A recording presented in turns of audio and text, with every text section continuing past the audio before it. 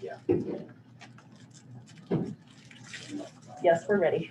All right, want to welcome everybody here. Food's great for you guys who are still in the basement. Come on out. You know, well, you can enjoy it with us. First item on the agenda is to approve the November 4th, 2020 meeting minutes.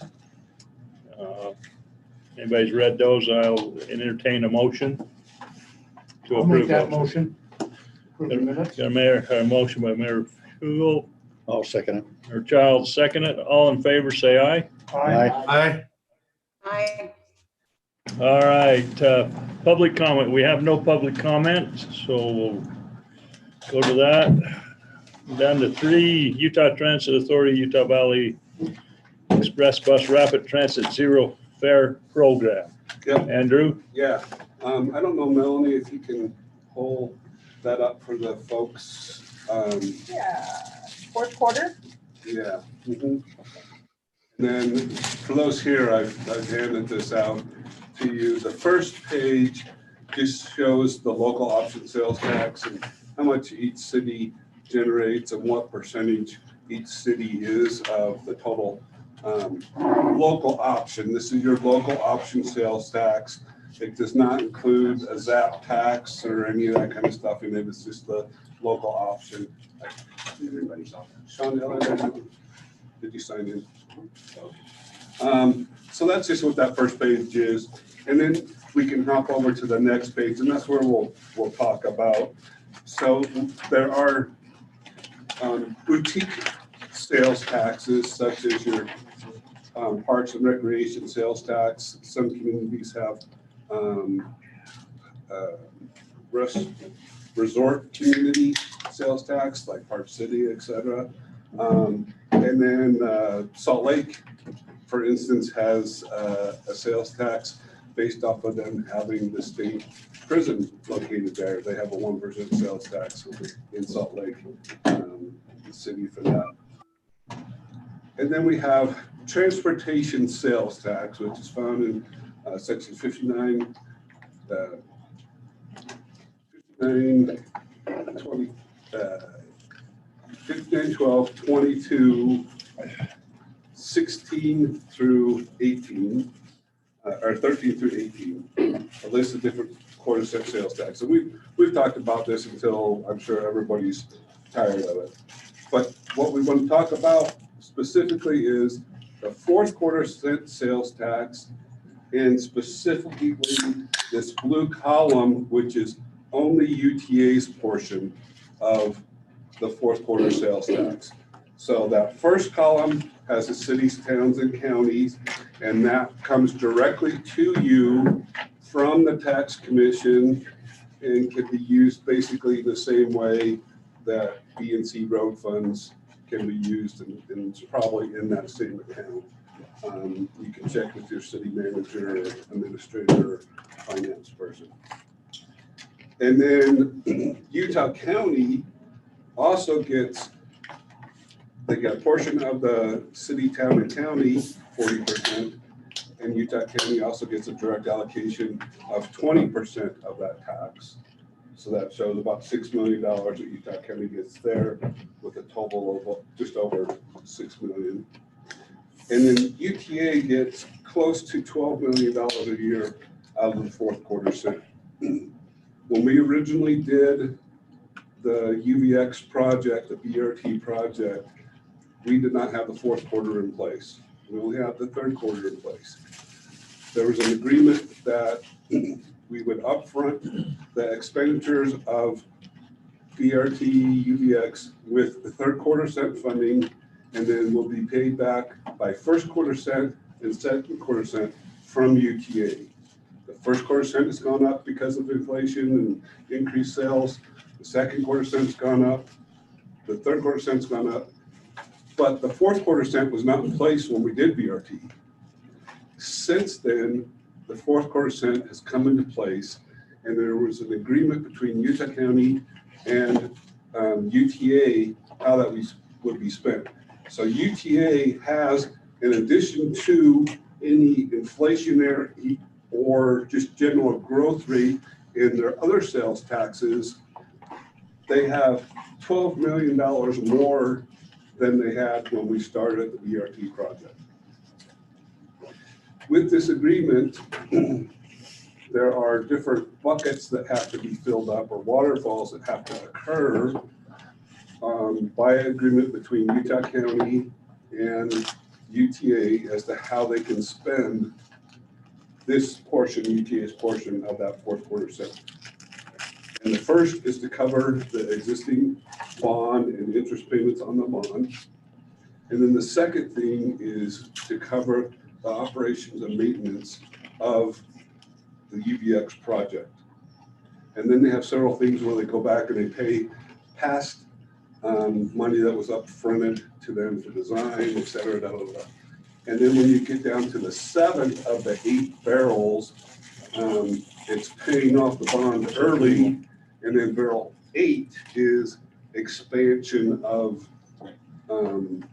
additional transit route. So they still have increases in the first quarter and second quarter that they can expand transit routes with.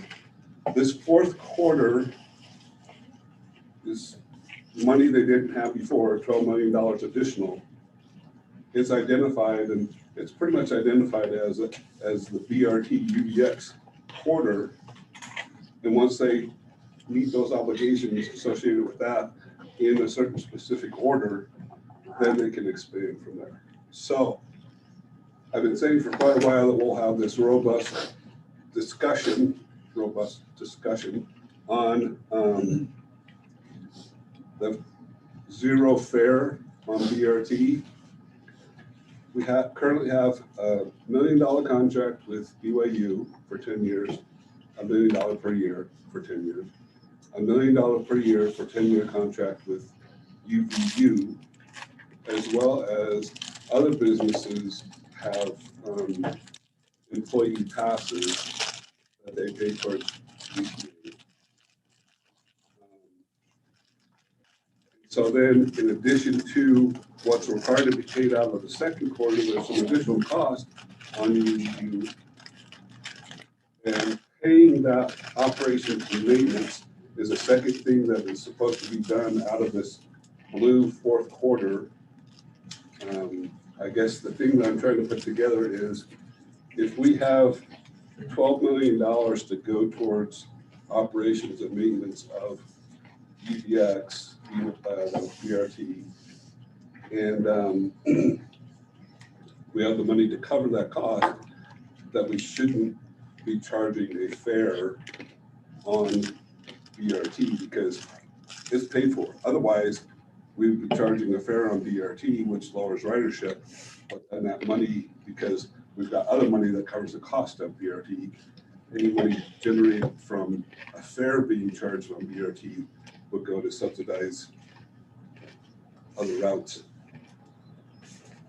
Does that make sense?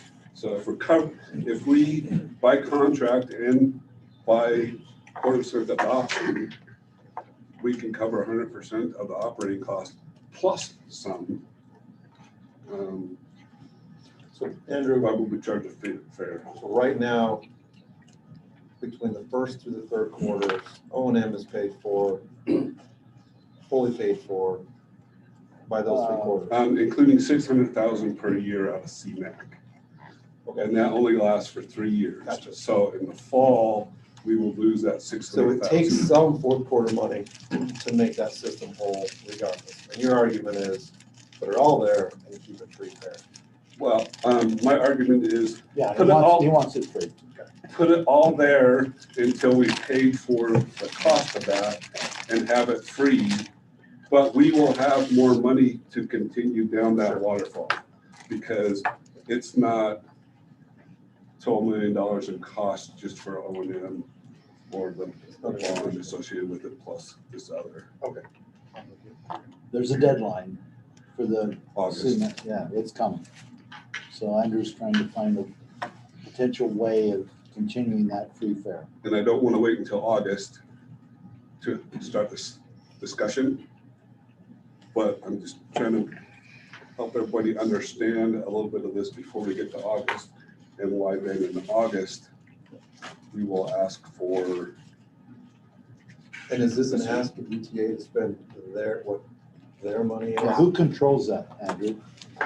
Okay, here's where there's a slight disagreement. So UTA signed away their right to decide how the fourth quarter is spent to Utah County by interlocal agreement prior to Utah County adopting the fourth. So Utah County said, we're not gonna adopt the fourth unless we tell you how you can spend your portion. And then there is an agreement as to how that is spent. First, paying for the bond. Yeah, that was why that agreement came into place. Second is covering O&M. There is a question, some at UTA would say, even though we have to cover O&M as our second theme, we have to cover that completely, we should still be able to charge a fare. O&M does not necessarily include that. Right. And I would say, Everywhere else, O&M is exclusive to fare, right? They collect in this. I can see right, that. and so Sure. my point is, if you're charging a fare on a system, that should go to O&M. If you have O&M covered, you shouldn't be charging a fare on this route if you have O&M by agreement already covered by new funding that you didn't have when that went into place. So I think it's spelled out specifically in that contract between Utah County and UTA, how they have to spend that money and the priority of spending it. The question is, if you're covering 100% of O&M, does UTA still have a right to charge a fare on that route that's already 100% covered in a different way? What do the county commissioners say?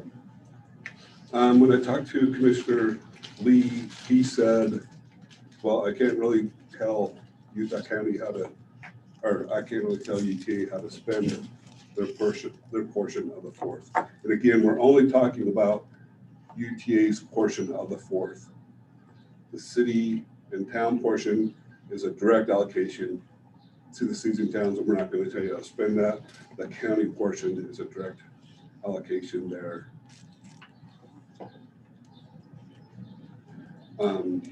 I've heard from other people that some of the county commissioners want to have a fair. Tom does. I don't know what a million wants yet. And it's kind of one of those things like, are any of the county commissioners on? No, it's, yeah. Just you. It's just me. I haven't had this. But you're discussion important, with it yet. Yeah. You're always here and we'll let you speak for us. Yeah. And we'll hold them to whatever you say.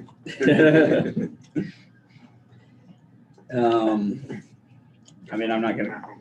You're not committing that, but what are you hearing? Yeah, no, honestly, I'm surprised that Commissioner Lee said that about the UTA portion. I think, I mean, when we established that contract, it was pretty clear that they wanted significant input on what UTA would do. Oh, with yeah, portion. yeah. I mean, it's spelled So, out. There are yeah. 8 different, you go 1 through 8. It's Yep. actually A through G or something. And you spend this first, then if you have more money, you go to this, and then you go to this. Yep. So, So do they want the bond paid off first, or do they want free fare extended, or? I don't think they can pay the bond off first. That's not until number 7 on the contract. So it binds both UTA and the Utah County Commission on how that money can be spent. So Andrew, if UTA and Utah County are bound on how this is going to be spent, why is there a question? The question is not, do we pay for O&M out of UTA's portion as a second thing that we do. The question is, if O&M and everything associated, the bond is first, O&M is second. So out of those two, number one and number two, we pay for UVX 100%. Can UTA still charge a fare even though 100% of the cost is being paid for out of fourth quarter sales tax? So that's the question. In most systems, you have about 85 to 90% that's subsidized by sales tax. How the contract is written, 100% of UVX is covered with fourth quarter sales tax. And so that's a question of, So it doesn't just say O&M, it says 100% of O&M is covered. it says you have to pay operations and maintenance of the system before you can spend money on anything else. And you're interpreting that as 100%. UTA said traditionally it's 85 and we supplement that with fee. So UTA is saying, okay, you pay that, but why would we not charge a fare on the route? On both, Yes. which is typical, I believe. Well, UTA has a couple of free systems, free routes right now. I understand the Weber State Ogden BRT system will be free with the same scenario where they're using 3 years of CMAQ. Yeah. There's a Farmington trolley that connects Lagoon, I believe, over to the station that's free. And then there's a no fare zone in downtown Salt Lake that's a free fare zone as well. We've got a couple of these examples in the system right now, but some of them are temporary. Yeah. So UTA is saying, even though it's 100% covered by sales tax, we still want to charge a fare And take that money and move it somewhere somewhere else. else. So tell me who at UTA is saying that? Eddie. Eddie, okay. I just want to make sure I Yep. Uh-huh. attribute it to the right person. Yes, and I'm saying, Smart move. if you've got a 100%, Eddie's over, is he over operations? He's over operations, yeah. Yeah, and so I'm saying, why are you charging a fare for something that you have 100% covered? Because what we're trying to do is, our end goal is to have more people on the UVX to get them off of that road. That's why we put it in, was to get as many people as we can on there. And we know by peer-reviewed studies that if you charge a fare, that reduces between 40 and 60% your ridership. Yeah, we had this UDOT region director at the time Yep. that convinced us that this would be a great asset for University Parkway and University Avenue. That guy was, Which That was mine. he was correct. I hate to say that, but he was correct. And the Mayor Kafusi and Mayor Brunst coined the term fast, free, and frequent. Those three components, where it's faster than the traffic because it has its own lane. It's frequent every 6 minutes or 15 minutes, whatever it is right now. And then it's free. So if I'm a poor student and I'm in Utah County, I'm going to ride that bus before I do anything else because it's free. So what's So the- why would UTA want to hurt the system by charging a fare for something that's already covered cost-wise? I guess that'd be the question for UTA. I think there's some who would argue that if you have a mixture of no fare and fare, when does it stop?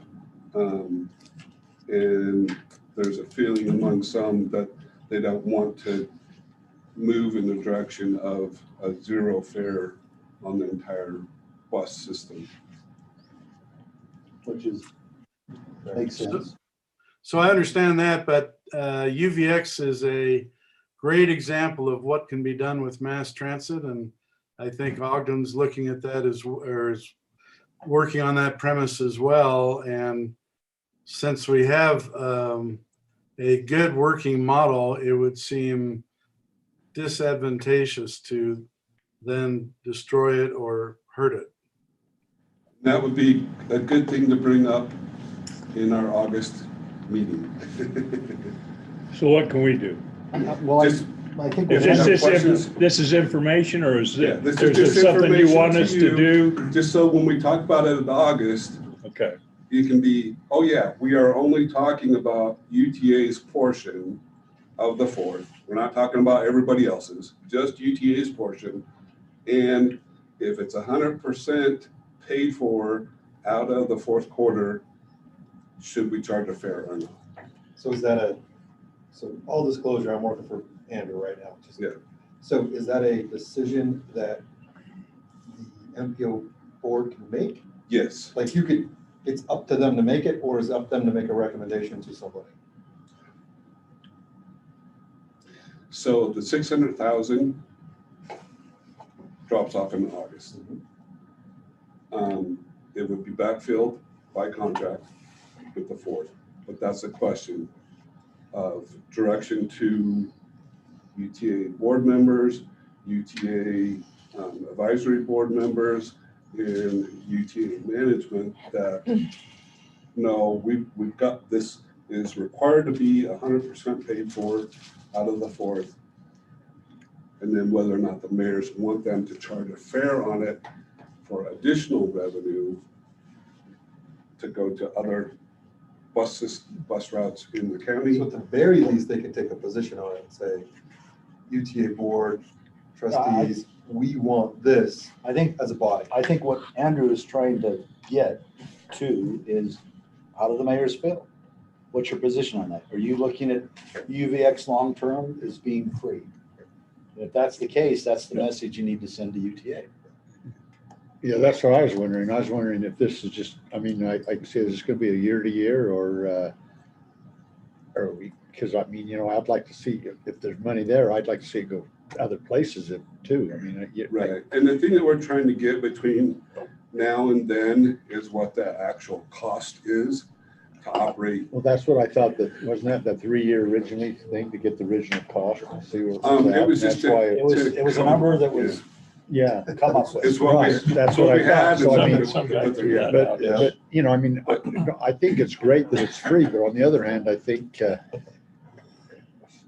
I just think it should be spread around a little more than Right. just right there. And that does come along, and one would expect, since we have $12 million more than we had at the Yeah. beginning, one would expect we could do that, but we Yeah. don't have that number. And I was thinking, like, I don't know exactly how much my dishwasher costs me to run versus the refrigerator, Right. you know? Well, that- So I think that's maybe some of what UTA has, is that they've got a whole bunch of routes, and we're trying to get from them to identify how much this route costs. Because we know how much money we have going into it, how much does it cost? And then from that, we will know when we can start putting fourth quarter money into other. So Mayor, I think a better way of looking at this might be not what money you're putting in there that could go somewhere else. It's what, if you put this money in there, what are you saving that could go somewhere else? Right. If you invest this, which probably is a small amount of the fourth quarter, into this, you could prevent another project on the Parkway or another project on University Avenue, which that money could then go to your community, which is much bigger. than the Right. free Well, that's care what you have we to look at. Right, so But it's- on the other hand, I It's mean, really easy to say, this is $600,000 and it could go here, but I think you're more than likely, from a system perspective, saving millions of dollars by investing 600 here. But that's a much more difficult number to come up with. You yeah. almost have to say, trust me, right? Trust me, that's what's happening. And he would never. I would never try. But I think that is an argument that can be made Yeah. and should be part of the conversation, although it's just hard to There quantify. we go. So let me ask a question in regards to that. So I got 2 questions. So I guess first question in regards to that. UVX, it saves multiple agencies money, right? Based on wear and tear on the road. UDOT, right? Provo City, Orem City, that's all fine. I don't know how that's ever calculated or considered, right? If it's ever broken down, say, we've saved this much on our road repair for, on its entire route, this much is in each city, that sort of thing. probably ought to try to quantify that somehow, because that, if you're gonna make that argument, you need to be able to say, this is where we think the numbers Very are. fair, right. But I think the bigger question is, and this is where my, I'm really wondering, I mean, I think UVX is a wonderful thing. Yeah. All I had to do was go to the BYU Utah game when I was down here last time, and I drove to it, and I realized how easy it was to get in and out. Then I found out how many people had actually ridden UVX to get to the game. And I'm like, hey, it's a saver, right? And so that being said, that fast, frequent, and free thing, I think, is a real deal. That's something that's a hit. It's gonna get people on the line wherever that a similar system takes place. So that's where the question is, where are the similar systems that we're going to have that demand, at least in Utah County, maybe everywhere in the state, right? Is it the new BRT down the central corridor we're looking at? Are we considering that?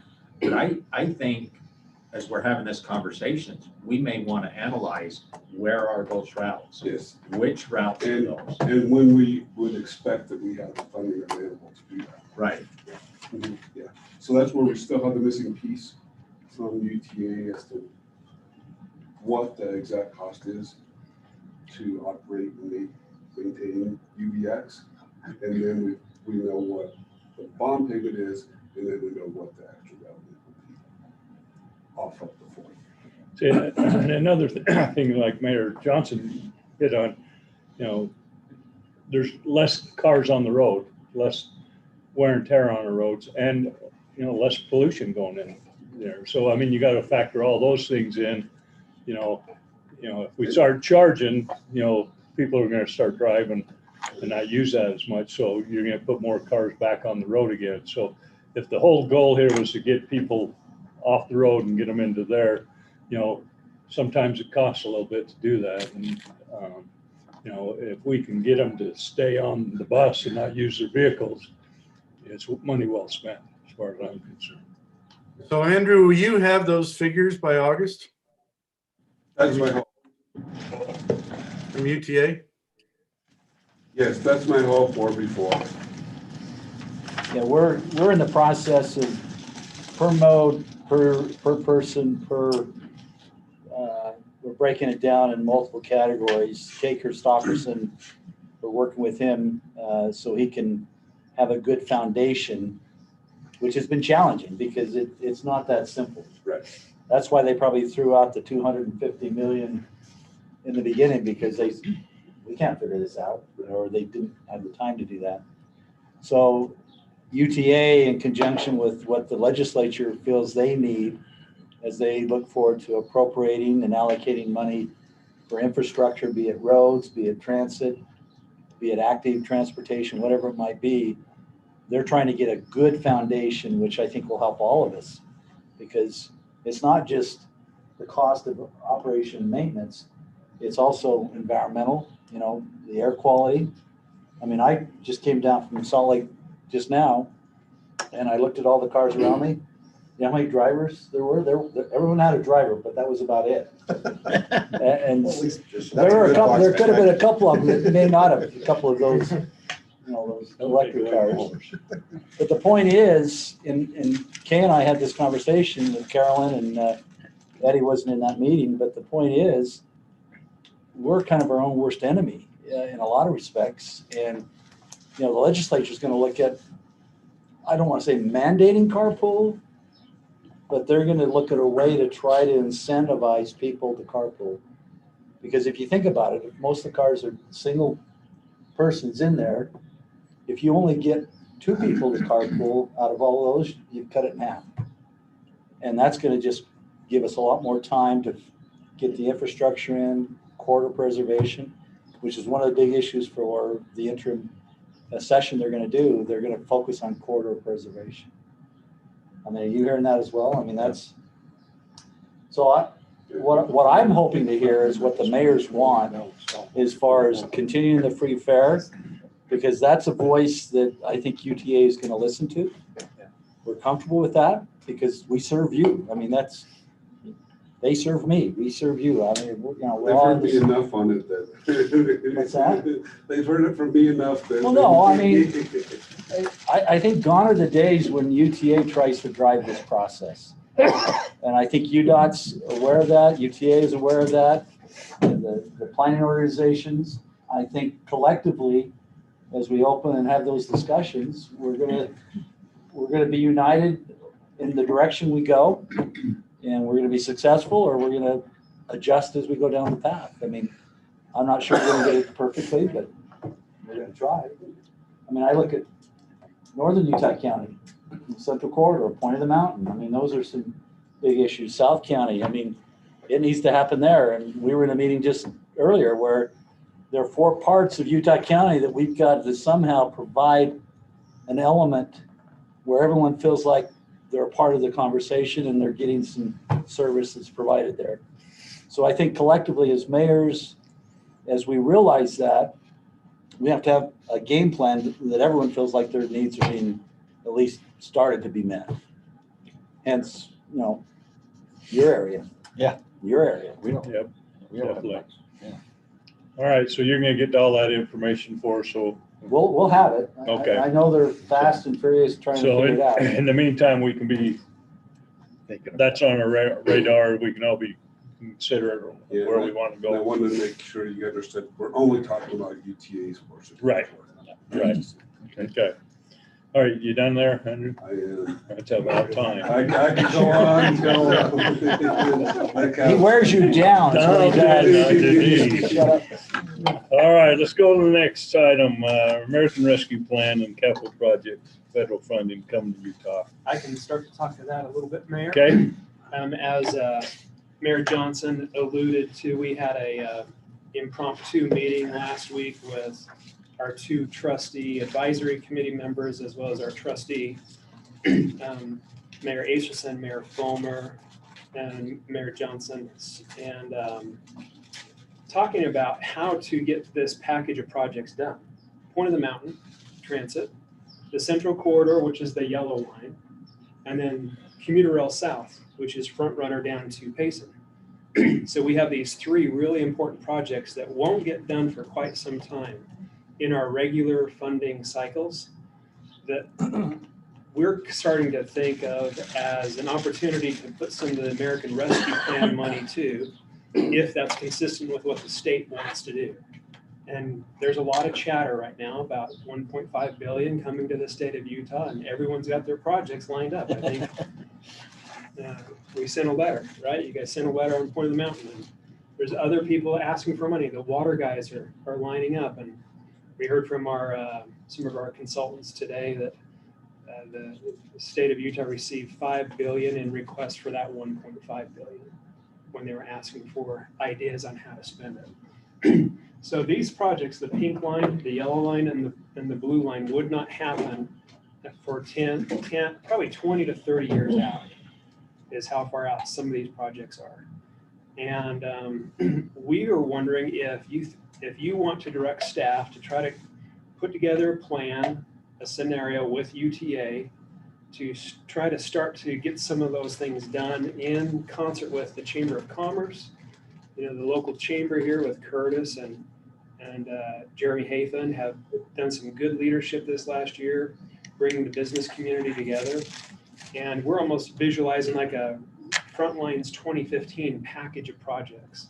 That's what UTA did a number of years ago when they built Front Runner tracks out to the West Valley area, the airport tracks line. That was packaged up as a package of projects. Same idea with this, where we build the pink line, the yellow line, and the blue line, all as one package, and maybe we put the 5th quarter sales tax into that mix too. In order to get that 5th quarter in there, you might have to have something for everyone, and that's what this does. The thing about the south one, the South County Commuter Rail project, is we don't have any high-speed fixed route transit service in South County right now. We've got some bus service, but we don't have anything that you can build housing around, create some economic development. And so we really look to that blue line as creating the I-15 of transit in Utah County. And hopefully tomorrow night, you guys will approve $2 million to go towards that EIS to start that project, getting that project ready for development and construction. So just wanted to review that idea with you and see if that's something you want us to keep pursuing, or what your thoughts are with, from a MPO financial perspective, and give us some thoughts. I'll quit talking and let you guys talk.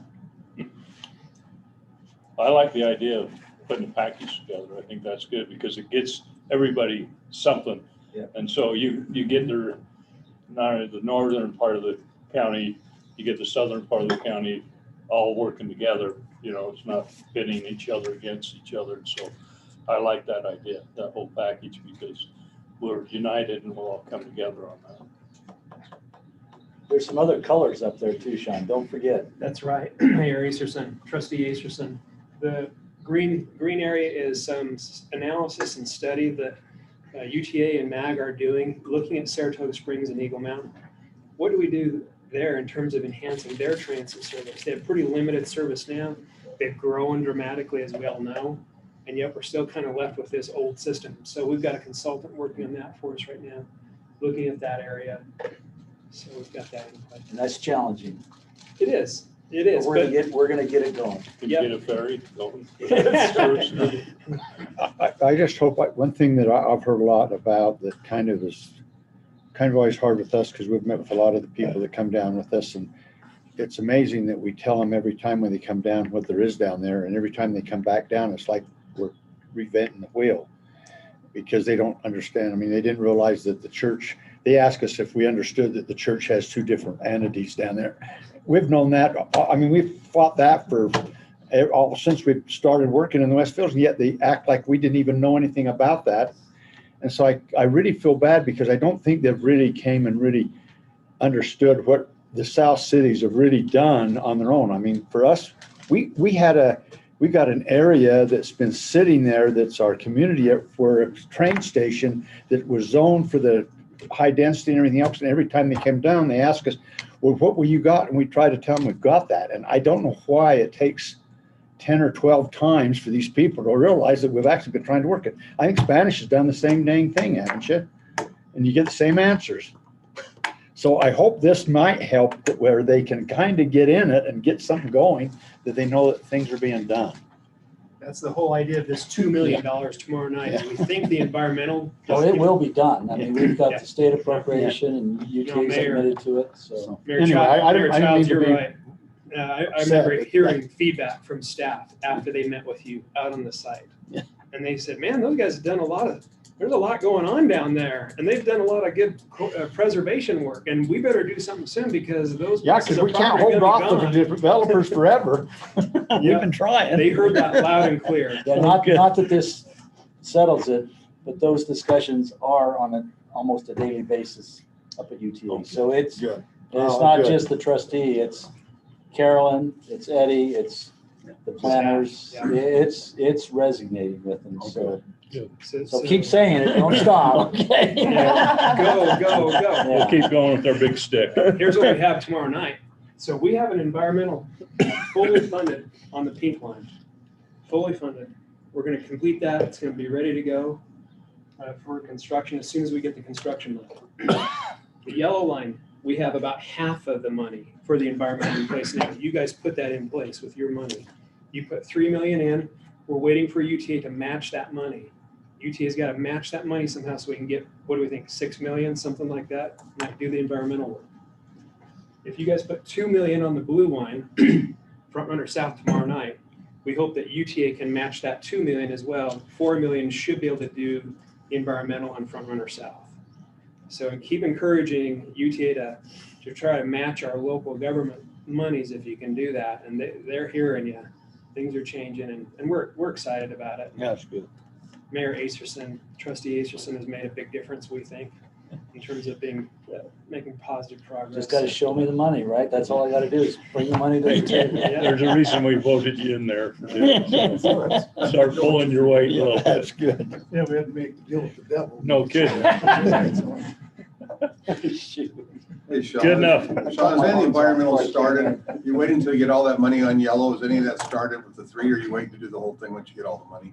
We have not started the environmental work on the yellow line, I on was the just central curious when it quarter. started. Yeah. We have the money in place, the 3 million, we need UT to match it, then we can get going. Is that about a 1.5 to 2 year process, or would you say? What do you think, I Shane? think it's two. Just to, yeah, it's closer. Thanks. And that's the idea with these is, this is the first tranche of money from the federal government. There's gonna be a second and a third wave is what most people think. So, Plus, I mean, that's the CARES Act and COVID relief. They're talking transportation funding at the federal level, like we really haven't seen before, with a huge emphasis on transit.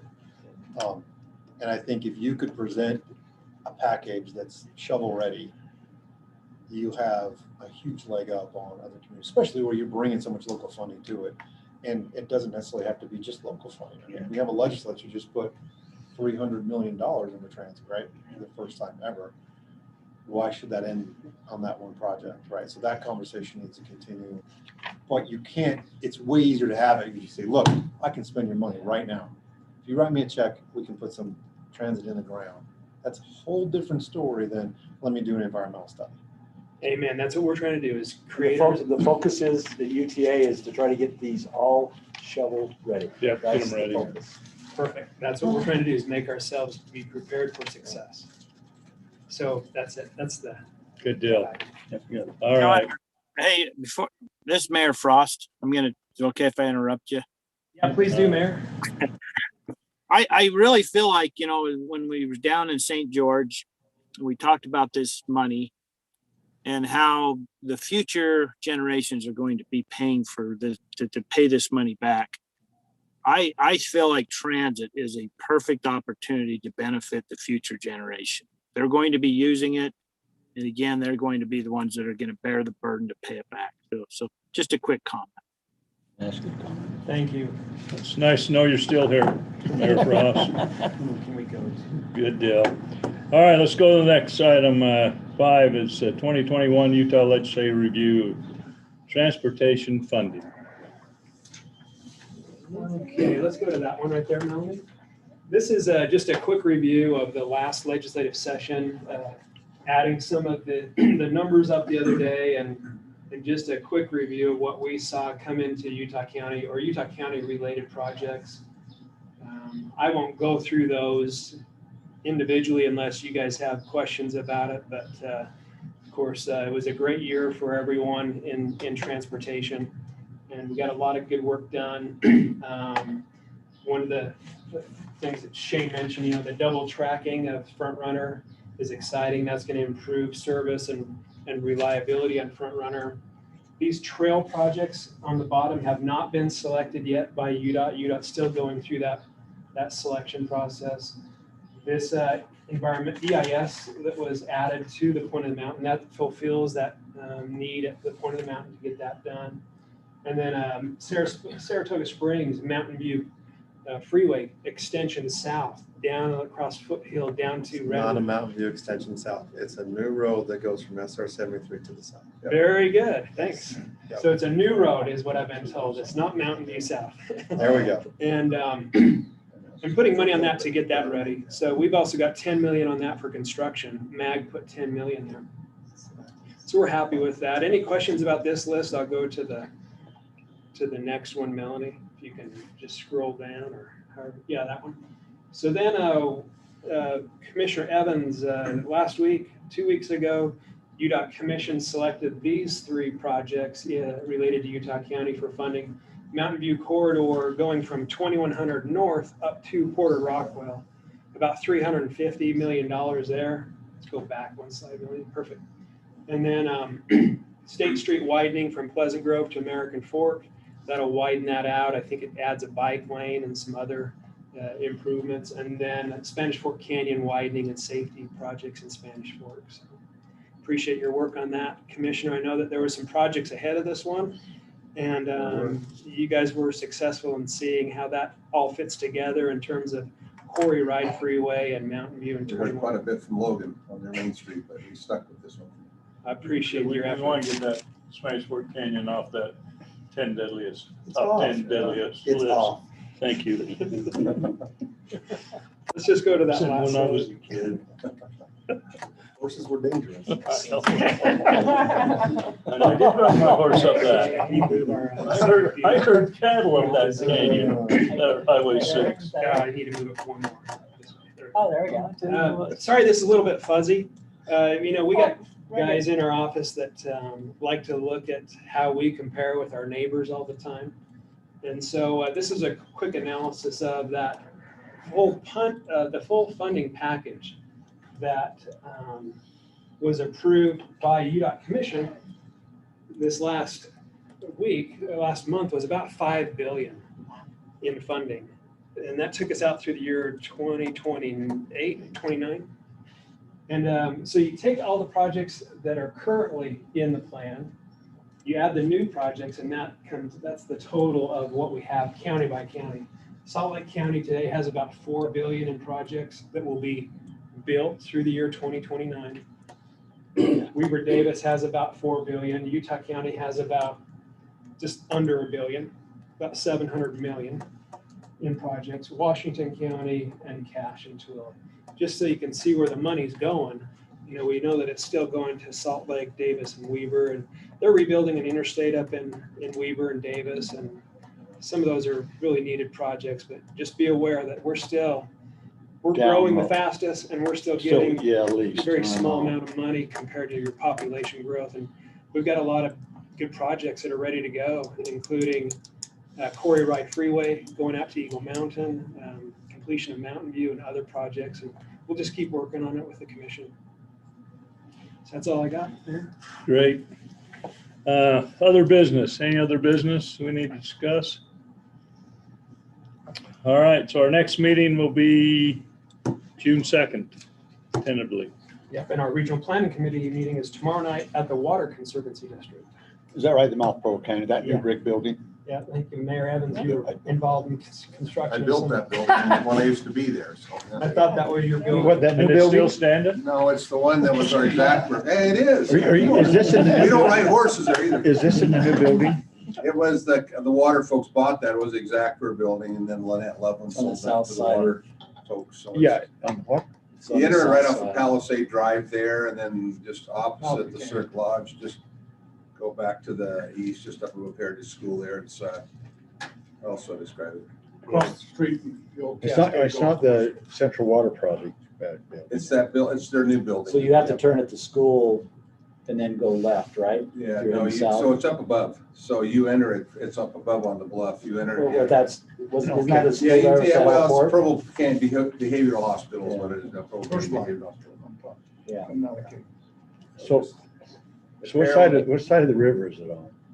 West side. It's on the It's on the west west side. of the side. Just follow the breadcrumbs, and you'll be So the able to light get there on it, Palisade Drive on 8th Right. or north there, just turn south on that and the first left, just go right. and Oh, then Okay, right it's to down that. there, that's not, Yeah, you'll run okay, right it's not the into same it there. building then. All right, thank you for all being here. We'll see you next time. Thank you.